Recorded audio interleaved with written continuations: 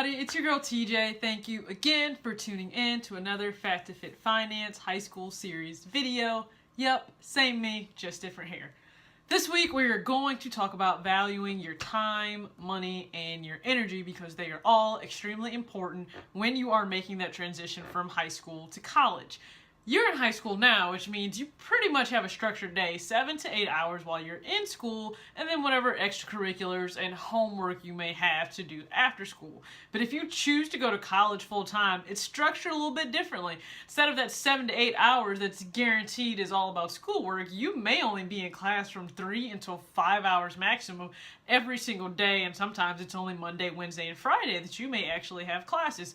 Which means a different level of accountability and responsibility will need to be adopted by you, because if you're at a bigger school especially, there's no teachers that are following up on you, no one's holding your hand, no one's looking over your shoulder, and that freedom is awesome, but you need to make sure that you are valuing the time and the energy you have towards things that are important and are a priority. So what exactly does that look like?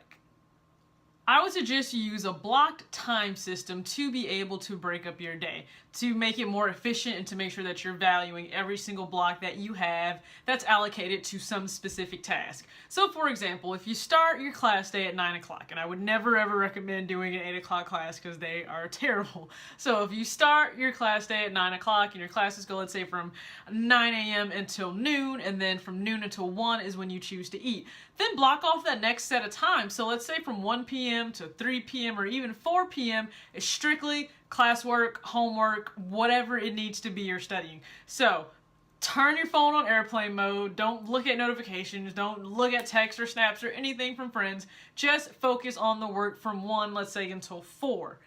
Then it's all done and it's out of the way. And I would even advise you from 4 p.m. until 5 p.m. make that your workout time, because you need to keep up your physical health, not to mention you need to avoid the very real freshman 15, because that freshman 15 times 4 years will turn into that senior 60 and you won't even recognize yourself in the mirror, and absolutely nobody wants that. So now we've worked out from 4 until 5, 5 until 6, let's say maybe you're cleaning up for yourself and getting around. 6 until 7 is dinner, and then I would say from 7 until 10, have fun. Do whatever it is you want to do with your friends. I don't care what you guys like to do for fun, but allocate that time just to them, because college is an experience. It's supposed to be fun. You're supposed to build these long-lasting relationships, or at least some that help you really get, everything out of it. It's not all supposed to be business. It should be fun. It should be enjoyable. So from that 7 until 10, that's all about your friends. I would say try to get yourself in bed at 10 or 11, but it very rarely ever happens that way, which is why I say do not take an 8 o'clock class. I took them. It was not very smart. I hated every second of having to get up that early. Now it's not so bad, but then, yes. So with that time blocked off, you can focus all of your energy on just that specific task, and it allows you to be here now and be in the moment of whatever you're supposed to be doing. So in that time where you should be studying, doing homework, doing research from 1 until 4, you're doing just that. And then from 7 until 10, when you should be hanging out and really winding down and decompressing with your friends, you can focus on just that. You don't have to worry about trying to entertain them and have fun with them and at the same time try to study, because normally it doesn't mix. You do a lot more entertaining and having fun than you do studying, and you wind up not having all your priorities in order. So just a little bit of advice: block off your time, get done what needs to be done during that time. It can definitely help you out.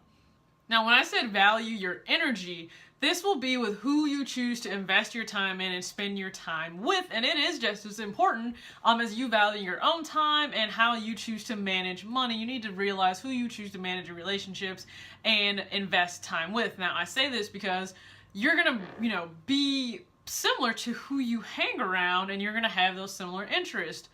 So if you are someone that you still have fun, you still enjoy yourself, but you understand that school is a priority first because your parents sent you to school to get an education, not to learn how to, get a bachelor's and partying for 4 years.